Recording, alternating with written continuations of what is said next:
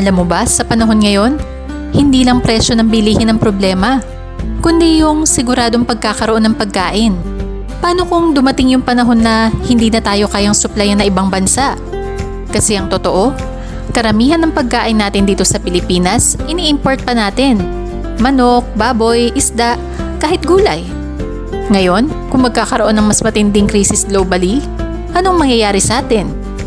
Doon natin marirealize, wala pala tayong sapat na food security. Kaya mahalaga kahit papano, meron tayong sariling pinagkukunan ng pagkain. Hindi kailangan malaki agad. Kahit maliit lang sa likod ng bahay mo, pwede ka na magsimula.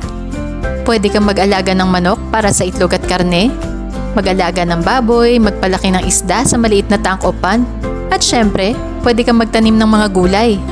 Hindi mo kailangan maging expert agad. Ang importante, nagsisimula ka. At para mas mapadali ang pag-aalaga, may katuwang tayo, ang ATOV. Ginagamit ito sa alagang hayop, isda at pananim para mas tumaas ang immune system, mas bumilis ang paglaki, mabawasan ang amoy ng dumi, at mas healthy ang overall production. Kaya hindi lang tipid, mas efficient pa ang pag-aalaga. Marami na rin gumagamit nito sa kanilang backyard at farm. At nakita nila mismo ang pagbabago. Imagine mo, may sarili kang pinagkukunan ng pagkain. Hindi ka basta-basta maapektuhan ng kakulangan sa supply. Mas kampante ka, mas secure ang pamilya mo.